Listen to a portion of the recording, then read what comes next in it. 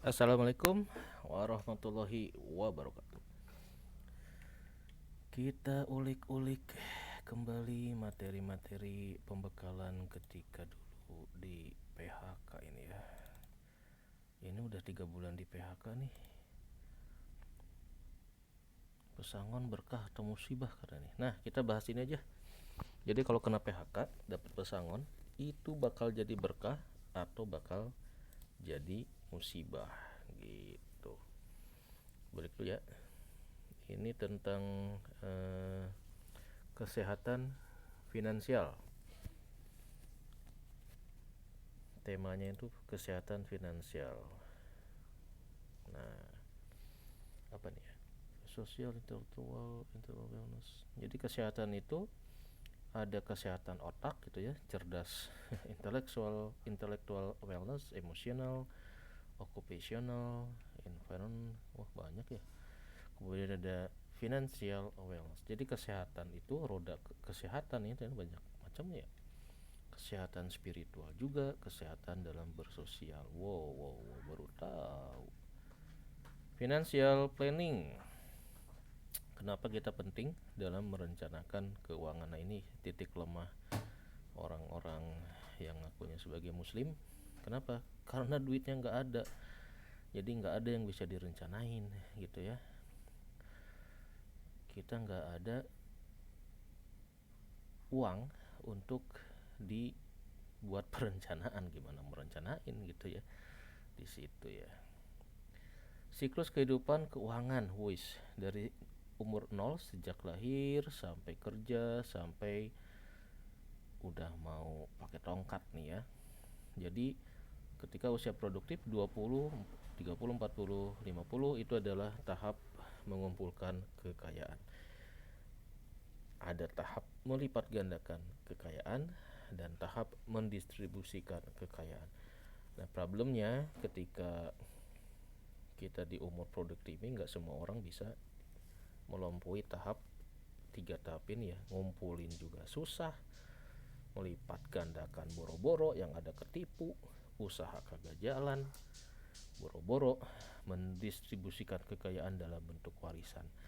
Ini yang menjadi titik fokus dari kita akan belajar tema literasi keuangan ini ya. Tabungan kagak punya, asuransi apalagi, dana pensiun ditilep maling sama jiwasrayanya, aduh hutang kagak kebayar, investasi cuma satu, banyakin anak. Aduh.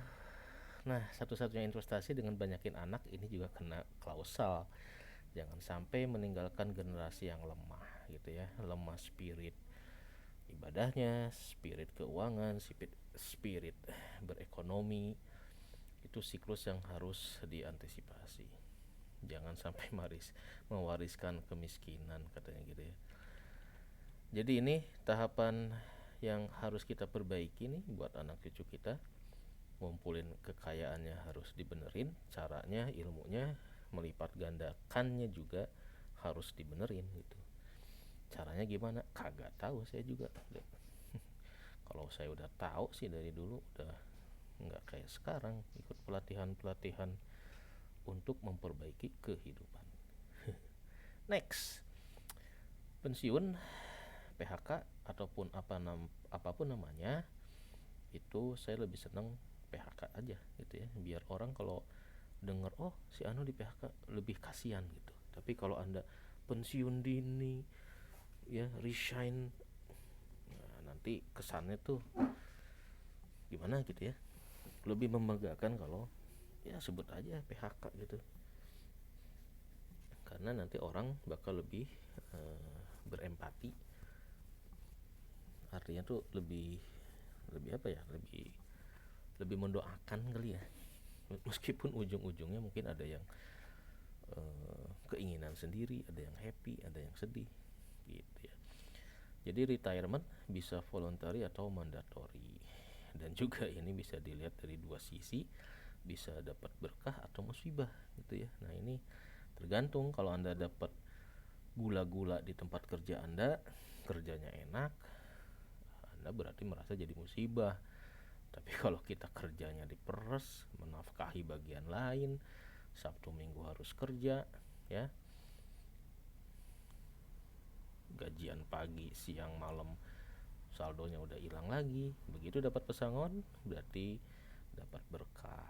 Kenapa? Karena Anda mendapatkan kebebasan waktunya kembali. Kadang katanya harus begitu ya. Oke, ini hierarki dari apa nih? Terjemahinnya apa sih ini? Hierarchy of financial needs. Oh, kebutuhan keuangan ya. Yang pertama itu ada penghasilan, ada asuransi. Jadi tahapannya mana dulu sih? Kalau pendapatannya ada sisa, ikut asuransi. Kalau enggak bisa ngeredit, nabung. Yang terakhir adalah berinvestasi. Kalau 1 sampai 4-nya udah terpenuhi, apakah investasinya baru? Sana kayaknya enggak ya, harus paralel. Semuanya ada porsinya. Financial check up, ini udah jelas lah, kagak sehat keuangannya, mau gimana lagi. Oke, financial check up idealnya kita harus bikin kayak gini. Udah pernah sih dulu gitu ya, harus masuk, dihitung pengeluaran per bulan per hari, tetap aja nombok gitu ya, nggak masuk gitu. Rezeki mah udah ada yang ngatur lah, mau gimana lagi, kita hidup buat hari ini, asal makan, boro-boro investasi. Neraca keuangan, nah ini juga harus idealnya ya, aset kita apa, kewajiban apa, dan jangan lupa aset yang memang bisa menjamin agar tidak makin turun gitu ya, biar anak cucu kita hidupnya lebih mudah untuk beribadah. Mudah dalam arti spare waktu untuk beribadahnya tetap terjaga, nggak ribet sama urusan nyari duit. Debt free, bebas utang. Bebas utang ya. Ada sebagian orang bilang kita harus berutang biar kita makin semangat nyari duit. Ya silahkan aja lah, ada benernya juga.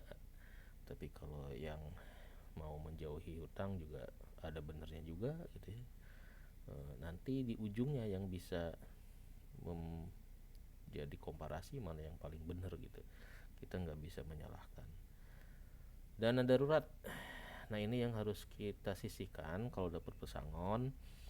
Dana darurat kita simpen dulu 6 kali pengeluaran bulanan. Wush. Jadi kalau dapat pesangon 10 juta, pengeluaran 1 juta, sisihkan 6 juta buat dana darurat. 4 jutanya buat sekolah, buat makan. Emang cukup. Simpanan konservatif untuk mempertahankan nilai uang. Nah, ini dari dana-dana itu harus ada yang ditaruh di yang konservatif, misalkan properti, emas, dan lain-lain ya. Jangan semuanya ditaruh di investasi ataupun usaha yang belum jelas sesuai dengan kemampuan kita dalam berentrepreneurshipnya. Proteksi yang dibutuhkan, waduh, infak adalah penolak bala katanya gitu. Kayak gak usah ikutan asuransi segala macam, gak usah divaksin, gak usah di itu ini, tapi pas kena demam sakit ya meriang juga ya. Idealnya punya asuransi kesehatan, asuransi jiwa, asuransi kerugian ya, minimal BPJS lah, kebayar lah.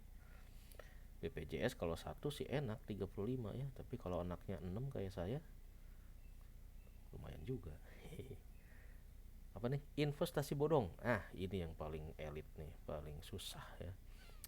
Percaya ya, zaman sekarang ini investasi bodong nggak ada, sudah tidak ada. Adanya adalah investasi yang canggih tapi menyesatkan. Itu caranya gimana?